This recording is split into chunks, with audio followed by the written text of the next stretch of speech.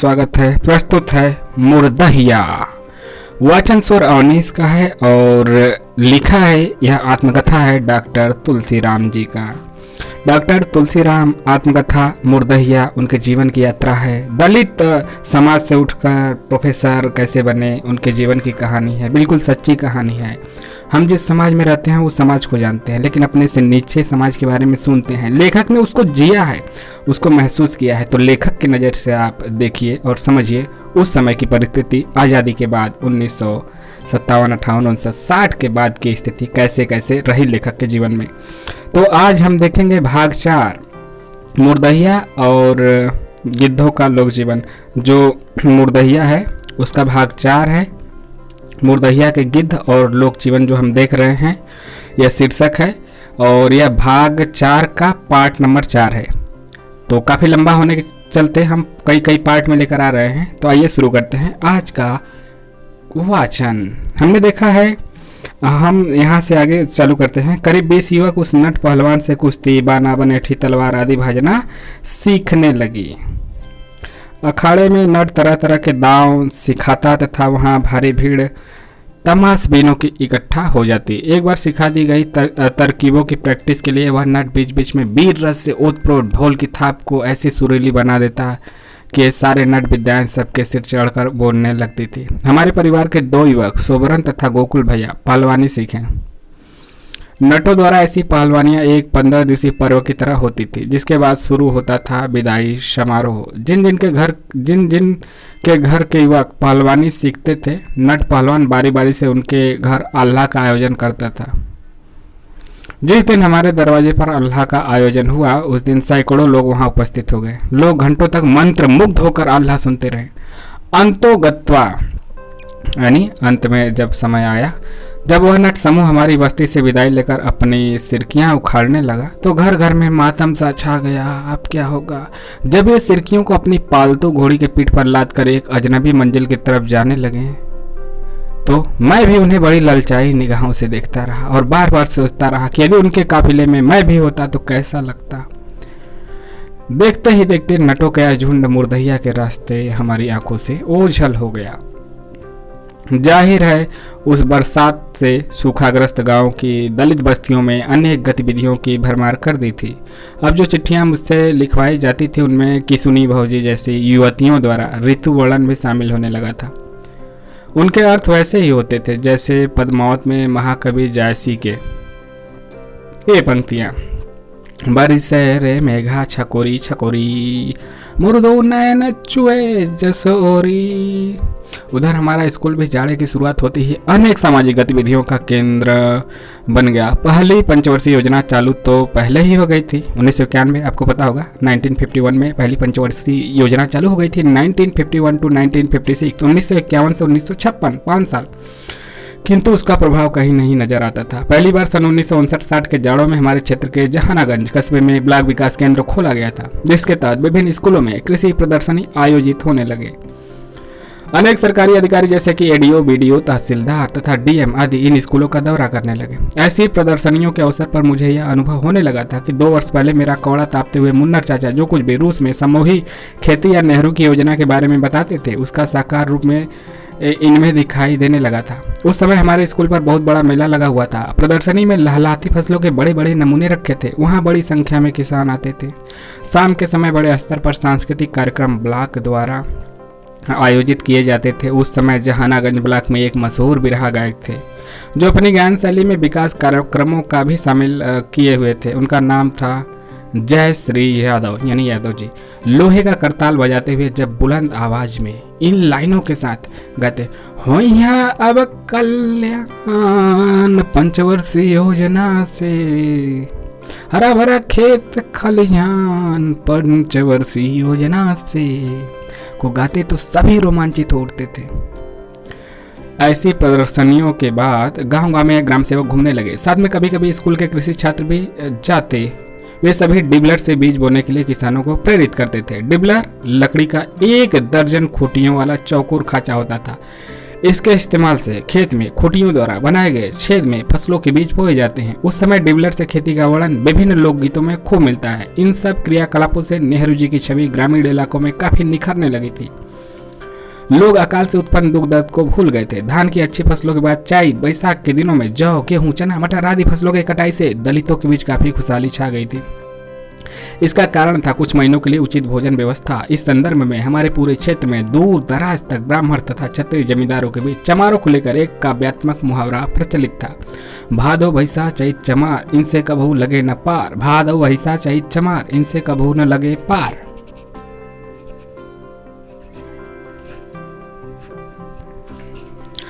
इस निरादरपूर्ण अवमानवीय अभिव्यक्ति में चमारों की पेट भरकर खाने की खिल्ली उड़ाई गई थी, यानी भादो भैसा चैत चमार, इनसे कबहू लगे न पार। उपरोक्त उक्ति से यह भी प्रकट होता है कि भारत का श्रवण समुदाय चमारों को भूखे पेट देखना ही ज्यादा पसंद करता है। हाँ, यह भी अवश्य परिवर्तन आया है कि चैत आते ही अकाल के दौरान बंद शादी विवाह के समारोह एक बार फिर पुनर्जागृत हो गए। हल्दी की रस्म तथा मटमंगरा के गीत दलित बस्तियों में गुजरने लगे। ऐसे अवसरों पर सोने के थारी में जयना परोसे रामा, जयना न जयवे हमार बलमा। यह एक अत्यंत प्रचलित लोकगीत हुआ करता था, जिसे मटमंगरा से लेकर शादी के दिन तक लगातार गाया जाता था। इस दौरान दलितों की झोपड़ियों की दीवारों पर कोहबर कलाकृतियां विभिन्न रंगों में उभर कर अपना एक अलग ही सौंदर्य बिखेरने लगती थी। दीवार पर गेरू तथा हल्दी से जो पेंटिंग की जाती थी उसे कोहबर कहा जाता था, हल्दी और गेरुआ से। ऐसी कलाकृतियों में केले का पेड़, हाथी, घोड़े, औरत, धनुष, बाण आदि शामिल होते थे।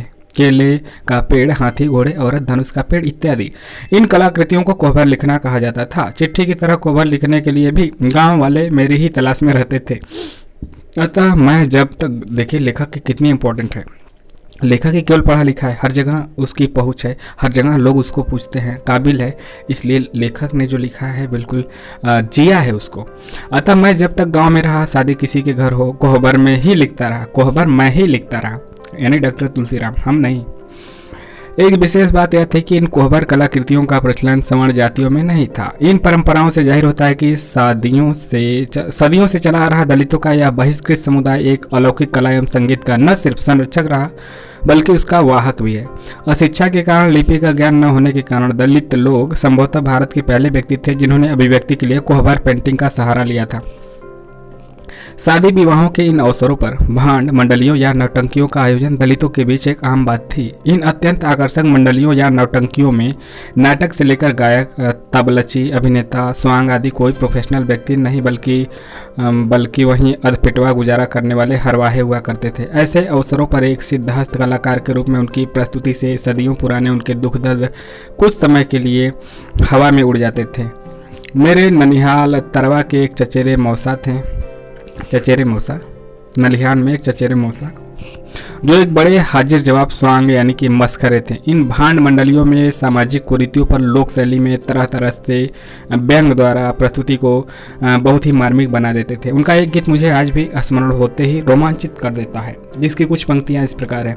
हरिजन जाति सहे दुख भारी हो, हरिजन जाति सहे तो दुख भारी हो, जेकर खेतवा दिन भर जोतली उहे देला गारी हो, दुख भारी हो, हरिजन जाति सहे दुख भारी हो।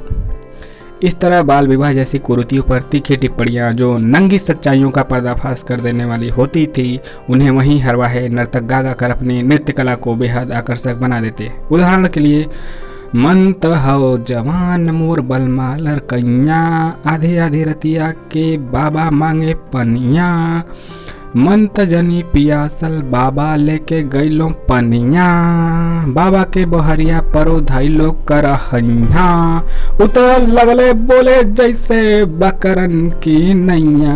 बकरा कैसे बोले? मैं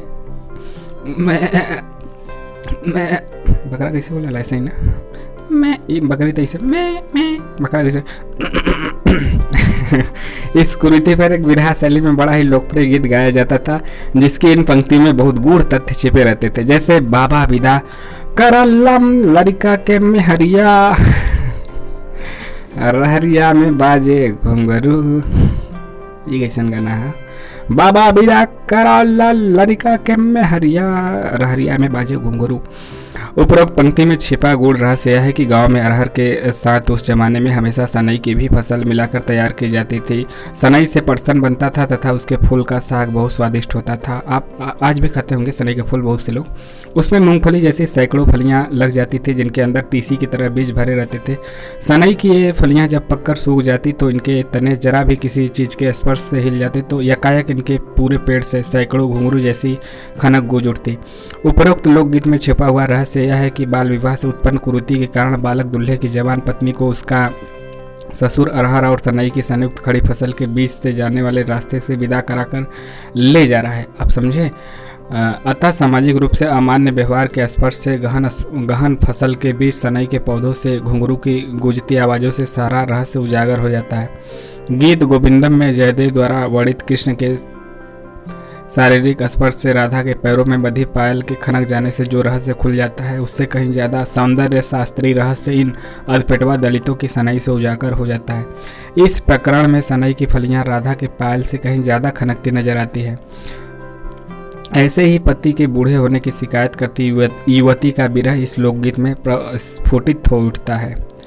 कैसे सफरी हो भैया कैसे सफरी, मिलल हमके बुढ़वा भतार, भैया कैसे सफरी होइया कैसे बेड़ा पार, भैया कैसे सफरी। इसी प्रकार इस नाच मंडलियों में दलित समाज में किसी भी नई चीज को अंधविश्वासों के दबाव में न स्वीकारने की भावना भी परिलक्षित होती रहती थी। उदाहरण के लिए जब सरकार अंग्रेजी डॉक्टरों को ग्रामीण क्षेत्रों के कस्बाई दवाखाने भेजने लगी तो दलित उनसे इलाज कराने में हिचकते थे। मतलब सरकार अंग्रेजी डॉक्टरों को ग्रामीण क्षेत्रों में भेजने लगी तो हिचकते थे। अंग्रेजी डॉक्टर मतलब वहीं इंग्लिश वाले, एलोपैथी वाले। इसलिए वे अपने लोकगीत में इन डॉक्टरों का मजाक अपनी बीमार बकरियों के माध्यम से उड़ाने लगते थे। जैसे हे डॉक्टर बाबू बीमार भैली बकरी, सझिया के चरी के ऐलिन खेतवा में लतरी, हे डॉक्टर बाबू बीमार भैलिन बकरी। इन लोक कला मंडलियों में लैला मजनू, सोरी फरहाद, सुल्ताना डाकू आदि जैसे नाटकों का मंचन भी दलित कलाकार बहुत आकर्षक ढंग से करते थे। इन सभी नाटकों का अंत एक विचित्र समापन शैली में होता था। मूल नाटक के खत्म होते ही मुख्य कलाकार मंच पर आकर अपने दोनों हाथों को कमर पर रखकर दाएं बाएं हिलते हुए नृत्य शैली में मोहेले चल रे मोहेले चल गाने लगता था। कुतूहल बस एक के बाद एक सारे कलाकार बारी बारी से मंच पर आते और सभी वैसा ही करना शुरू कर देते। ऐसा लगता था कि मोहेले चल रे मोहेले चल कोई छूत की बीमारी थी जो सबको लग जाती थी। इतना ही नहीं, अंतोगत्वा दर्शक भी मोहेले चल रे मोहेले चल गाने लगते थे। इस तरह इस लोक कला में दर्शक विलुप्त हो जाते थे। इस कड़ी में बारात प्रस्थान के समय एक खास किस्म का नृत्य किया जाता था जिसे दुक्कड़ कहते थे। यह बहुत शक्तिशाली नृत्य होता था। इसमें सिर्फ दो कलाकार, एक दफला वादक तथा दूसरा दुक्कड़ची नर्तक होता था। दफले की जोरदार लक्कड़ ध्वनि पर नाचने वाला व्यक्ति गोलाकार आवृत्ति में नाचते हुए तरह तरह की कलाबाजियां दिखाता रहता था। इन कलाबाजियों में उसका मुकाबला दफलची स्वयं करता था। मेरे दादा के छोटे भाई के बड़े बेटे सुन्नर काका सिद्धार्थ दुक्कड़ नाचने वाले थे, दुक्कड़ची थे। ऐसे ही एक नाच हुआ करता था हुड़क की ध्वनि पर कहरउआ। हुड़क डमरू की आकृति वाला उससे काफ़ी बड़ा वाद्य होता था जिसे कलाकार अपनी बाँह के नीचे काख में दबा लेता था तथा उसे अपनी केहुनी में बजाता था, केहुनी से बजाता था। यह बड़ा गजब का वाद्य होता था जिससे बहुत सुरीली कहरवा शैली में आवाज़ निकलती थी। वादक स्वयं को कुछ गाता था, उसके बीच बीच में दही दही दे दही नामक तकिया कलाम भी ठोक देता था। हुड़क वाले का दही दे अत्यंत आकर्षक होता था। उस जमाने में भी इस शैली वाले कलाकार बहुत कम मिलते थे। आज के ज़माने में तो वे संभवतः विलुप्त ही हो गए हैं। मैं इन नाच मंडलियों तथा लोक कलाओं के पीछे एक तरह से पागल सा हो गया था। अतः दूर दूर तक गाँव में मैं रात भर घूम कर इन्हें देखने सुनने जाया करता था। अक्सर मैं इन नाचों को देखने के बाद देर रात हो जाने के कारण उन्हीं गाँव के मैदानों तथा खलिहानों में भूसा फैलाकर बारातियों के साथ सो जाता था। सुबह होते ही घर वापस आता था, जिसके कारण घर पर मुझे भीषण गाली युक्त अपमान से जूझना पड़ता था। एक रोचक बात यह थी कि जिस तरह सारी लोक कलाएं सिर्फ दलितों के बीच ही केंद्रित थी, सवर्ण जातियों में किसी तरह की लोक कला मौजूद नहीं होती थी। शायद यही कारण था कि जिसके चलते इन कलाओं के साथ जाति सूचक विशेषण जुड़ गए, जैसे चमरौआ नाच या गाना, धोबियौआ नाच, कहरौआ धुन, गोड़ैता नाच हुड़क के साथ आदि। गोड़ैता हुड़क वाला है। इस तरह उस अकाल का दुर्दिनिया असर समाप्त होते ही दलित बस्तियां तरह तरह की लोक कलाओं से गुलजार हो गई थी। इस बीच अंग्रेजी के चलते मेरी पढ़ाई और भी रोचक होने लगी थी। छठी कक्षा में कोई विशेष समस्या नहीं हुई और मैं सन 1960 की जुलाई में 7वीं में चला गया। 3 महीने बाद तिमाही इम्तिहान होने वाला था। उस समय तिमाही, छमाही, सालाना आदि परीक्षाओं का प्रचलन था। स्कूल मास्टर ने कहा कि 4 आने इम्तिहान की फीस लाना। मैंने अपने घर के मालिक मुन्नर चाचा से फीस मांग कर दी। इस पर उन्होंने खींचकर बोल दिया, इस ससुरा सब इम्तिहान के बदले पैसा ले जाए के नोनियाइनिया के पकौड़ी खियावला। नोनियाइनिया के पकौड़ी खियावला। उस समय स्कूल के सामने शेरपुर गांव की एक नोनिया जाति की महिला ने पकौड़ी की दुकान खोल ली थी, जिसकी शोहरत दूर दूर तक गांव में हो गई थी। मुन्नर चाचा की यह बात मुझे बड़ी गहराई से छू गई, क्योंकि मैंने कभी उस पकौड़ी वाली दुकान के आसपास तक जाने की हिम्मत नहीं की थी। खरीदना खाना तो दूर की बात। अतः मैं इस झूठे आरोप से इतना आहत हुआ कि घर से भागने की ठान ली। दूसरे दिन मैं घर से स्कूल के लिए चला। गांव के कुछ लड़के मुर्दैया पर गाय भैंस चरा रहे थे। मैंने अपना बस्ता एक लड़के को देकर यह कहा कि इसे मेरे घर पर देकर कह देना कि मैं किताब खरीदने बरहलगंज बाजार जा रहा हूँ, अतः शाम तक घर आऊँगा। यह कहकर मैं गाँव से करीब 15 किलोमीटर दूर दुल्लापुर नामक छोटी लाइन के रेलवे स्टेशन की तरफ बढ़ा। आसनसोल में काम करता था। 15 किलोमीटर दूर दुल्लापुर नामक छोटी लाइन के रेलवे स्टेशन की तरफ बढ़ा। आसनसोल में काम करता था। उनका नाम था टेनी काका। वे कहा करते थे कि रेलिया के पटरिया के नीचवा सोई के बिना टिकटवा के आसनपुर चहुपी जैला। रेलवा के पटरिया के नीचे तो मर जी है ना। चला आगे देखी। कहा उस समय तक मैंने रेलगाड़ी नहीं देखी थी, इसलिए उनसे प्राय पूछता था कि रेलिया के पटरिया का होला। वे बताते थे बैठने या सोने के लिए बोरिंच जैसा यानी बेंच जैसा फट्टा होता है, जिसके नीचे वे छिपकर सो जाते थे। अच्छा, ऊपर रेल के अंदर चढ़ोगे, जो नीचे फर्श है उस पर कह रहे हैं, जो बैठने वाला है उसके नीचे। उनकी बताई गई यह विधि मुझे हमेशा अपनी तरफ खींचती रही। यही सोचकर दुल्लापुर की ओर चला था कि रेलिया के पटरिया के नीचवा छिप के कलकत्ता हमहूँ चौपी जइबे। किंतु आधी ही दूरी तय करने के बाद चिरैया कोट थाना तक पहुंचते ही मेरे पांव थरथराने लगे। कारण यह था कि मेरे पास एक भी पैसा नहीं था। सोचने लगा खाऊंगा क्या। साथ ही यदि दुल्लापुर पहुंच भी गया तो कलकत्ता का सफ़र कैसा होगा। तरह तरह के दृश्य मेरे सामने से गुजरने लगे। कभी सोचता था कि यदि कलकत्ता पहुंच गया तो शाम बाजार वाले टाना रिक्शा खींचने वाले विश्राम को ढूंढूंगा, तो कभी बोलिया घट्टा के मुरबी दास की याद आती थी। हमारे गांव की औरतें अक्सर कहा करती थी कि कलकत्ता में बंगाली औरतें बाहरी लोगों को जादू द्वारा वश में करके भेड़ा बकरा बनाकर रख लेती हैं। अतः इससे भी आतंकित हो गया कि यदि भेड़ा बकरा बन गया तो क्या होगा। इसके अलावा न जाने कितनी कल्पनाएं मेरे दिमाग में ओझल होती रही। अंतोगत्वा कलकत्ता की राह में संभावित खतरों से मैं डर गया तथा कुछ वर्षों के लिए घर से भागने की आकांक्षा उसी चिरैया कोट के थाने की इमारत से टकराकर चकनाचूर हो गई और मैं उल्टे पांव आजमगढ़ की ओर जाने वाली सड़क पर निरुद्देश्य से चल पड़ा। संध्या होने वाली थी और मेरी भूख चरम सीमा पर थी। जी चाहता था कि कुछ भी खाने को मिल जाए तो बस कुछ बात बने। उस समय मैं सड़क के पास अलदेमऊ सरवना नामक गांव से गुजर रहा था। मेरे सामने गन्ने की खड़ी फसल दिखाई पड़ी। चुपके से मैं गन्ने के अंदर घुस गया। बड़े धीरे से एक गन्ना तोड़ा, उसके पत्तों को छुड़ाकर उसके ऊपर ही हरे हिस्से जिसे गेड़ा कहते हैं, गेड़ा हम लोग गेड़ा कहते हैं, को धीरे से चटकाया। गन्ने के झुरमुट से बाहर निकलते हुए इधर उधर दूर तक देखा कि कोई मुझे चोरी करते देख तो नहीं रहा। आश्वस्त होने के बाद कि कोई नहीं देख रहा, गन्ना चूसते हुए आगे निकल पड़ा। किसी तरह उसी सड़क पर स्थित बबुरा धनहुआ के उस स्कूल पर पहुंचा जहां 5वीं कक्षा का इम्तिहान दिया था। वहां पहुंचते ही मेरी कल्पना में एक बार फिर रामचरण भैया मेरे सामने खड़े हो गए।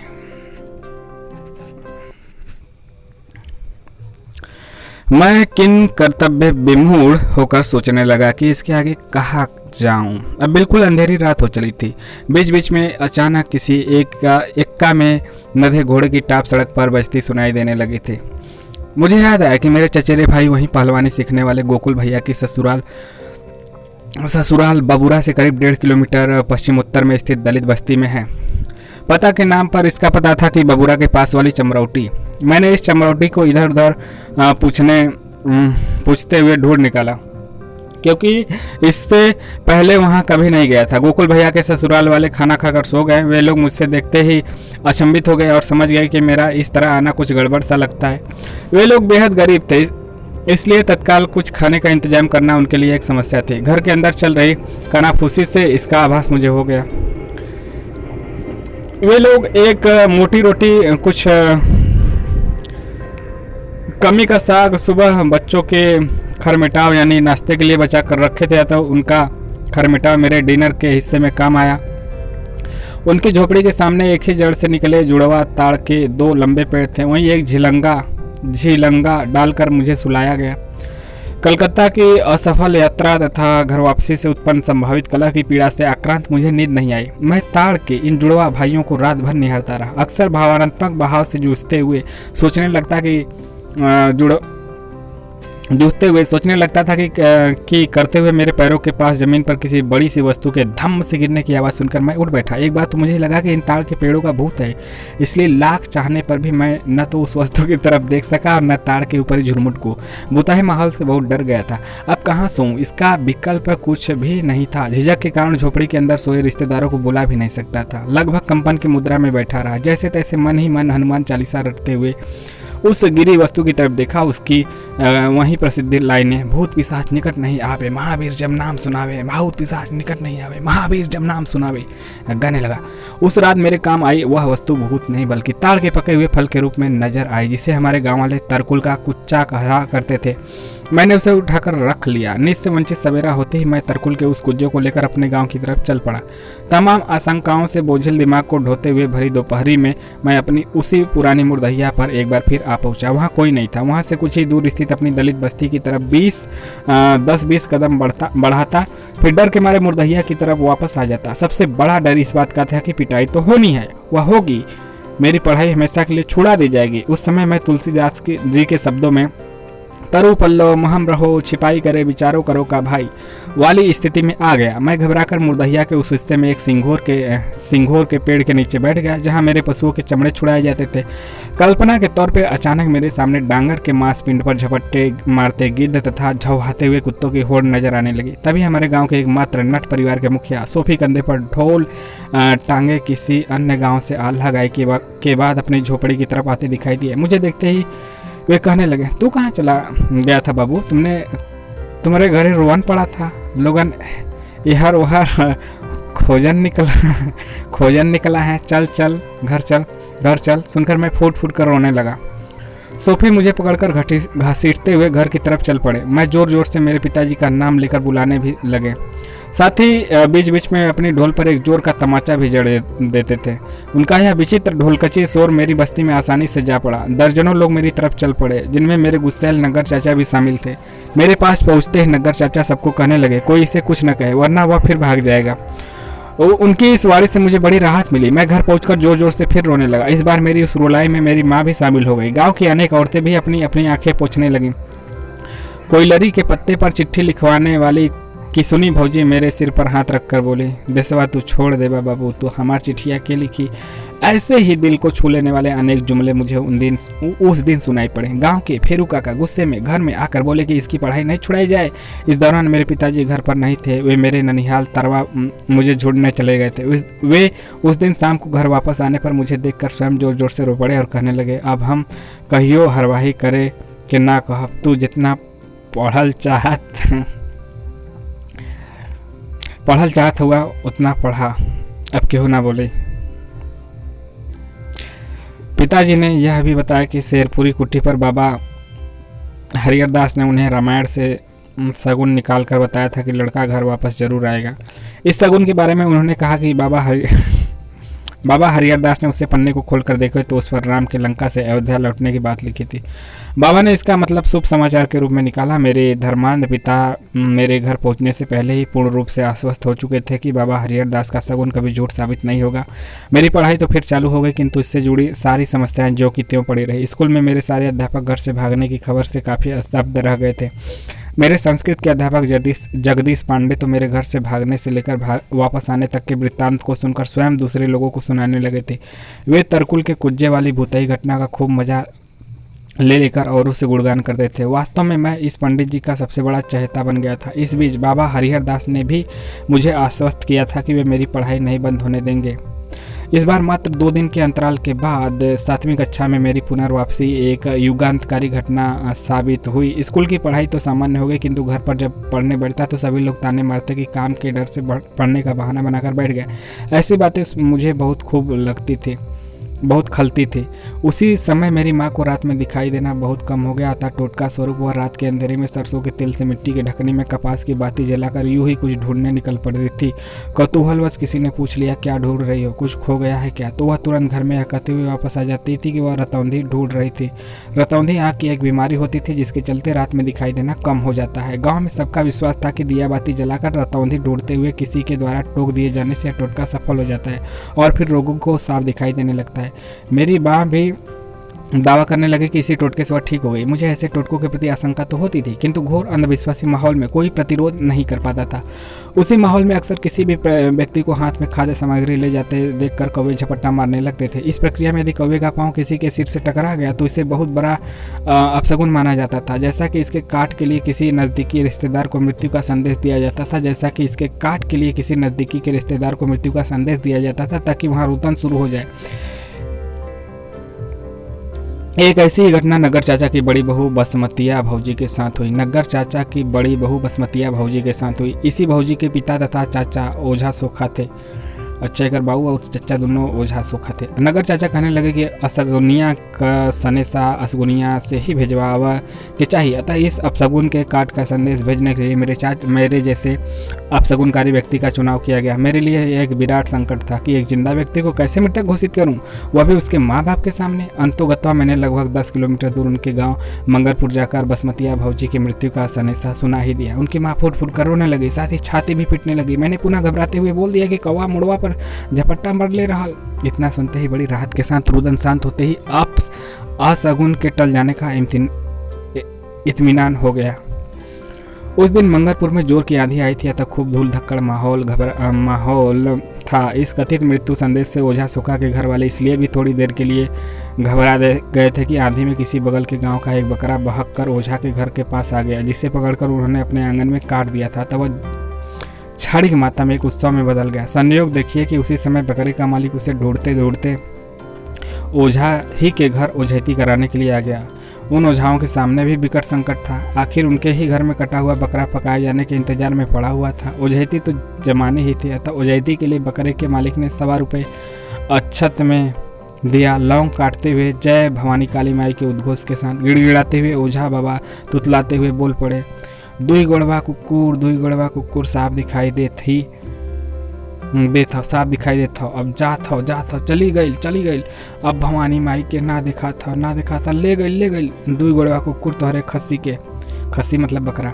इसके बाद ओझा बाबा ने समझाया कि दुई गोड़वा कुकुर कहीं गायब हो गया है, जिसे भवानी माँ भी अब नहीं देख पा रही है, अर्थात बकरा अब जिंदा नहीं है। जिंदा होता तो भवानी माँ जरूर बता देती। ओझैती से आश्वस्त होकर बकरे का मालिक, जो बगल के ही गांव का एक खेत मजदूर था, वापस चला गया। ओझा को अक्षत में मिला 1.25 रुपया मसाला खरीदने के काम आया और शीघ्र ही सी कर चबकने वाली दावत का सभी ने आनंद लिया। मतलब बहुत ही बेहतरीन बनाया, मरचा वर्चा डाल के सी। जब दूसरे दिन मैंने घर वापस आकर दुई गोड़वा कुकुर की कहानी सुनाई तो नग्गर चाचा पछताने की मुद्रा में आ गए, जिसका कारण यह था कि उस दुई गोड़वा कुकुर की दावत से वे स्वयं वंचित रह गए थे कि हाँ उनके ना मिलल।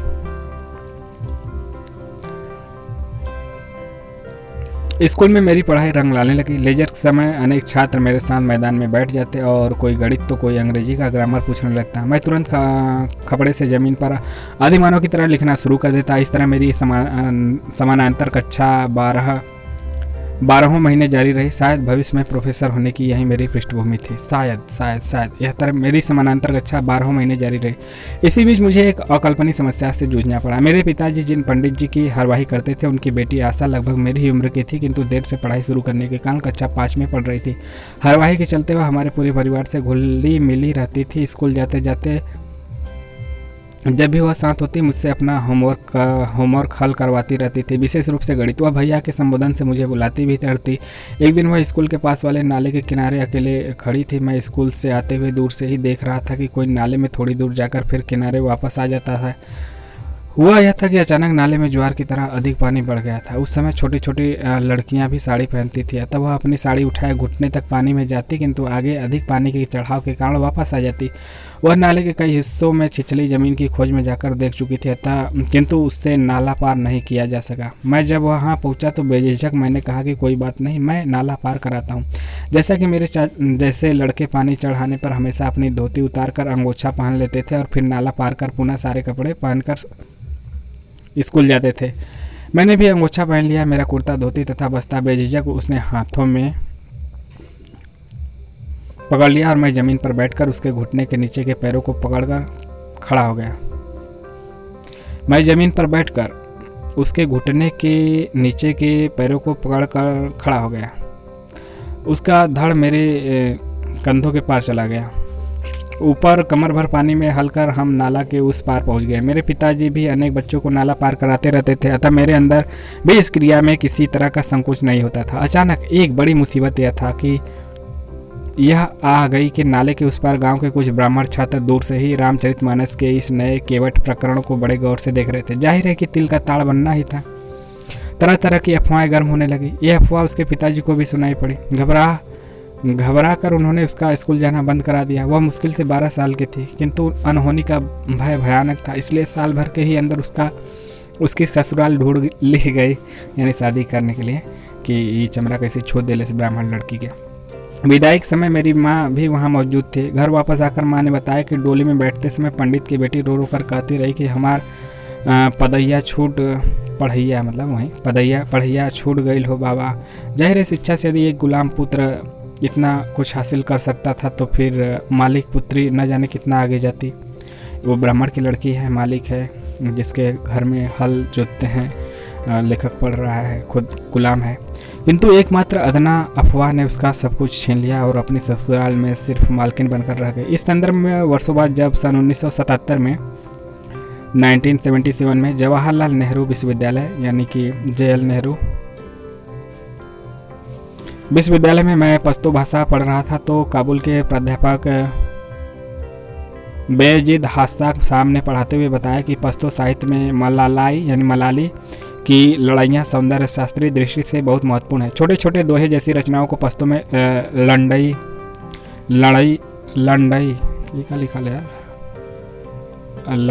लड़ाई कहते हैं।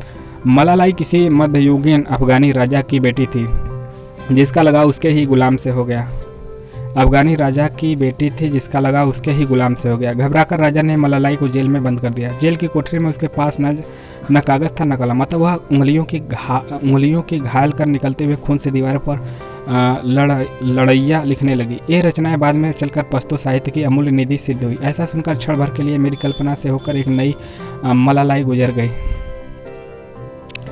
तो यह आपका भाग 4 समाप्त हुआ। भाग 4 का यह समाप्त हुआ। आपका भाग 4 का यह समाप्त हुआ पार्ट 4, जो कि आखिरी पार्ट था। अब हम अगले अंक में देखेंगे भाग 5, जिसका शीर्षक होगा भाग 5 का भूतनिया नागिन। तो इंतजार करिएगा इसका, भूतनिया नागिन का भाग 5 के अंतर्गत भाग 4 समाप्त हुए। आपको कैसा लग रहा है, कैसा लगा, यह ज़रूर कमेंट करके बताइएगा ताकि हमारा उत्साह भी बढ़े। आपको जो भी शिकायत करनी है कि ऐसे नहीं ऐसे बताइए, बहुत तेज़ ना चलिए, बहुत धीमा चलिए, तो उसको भी आप लिख सकते हैं।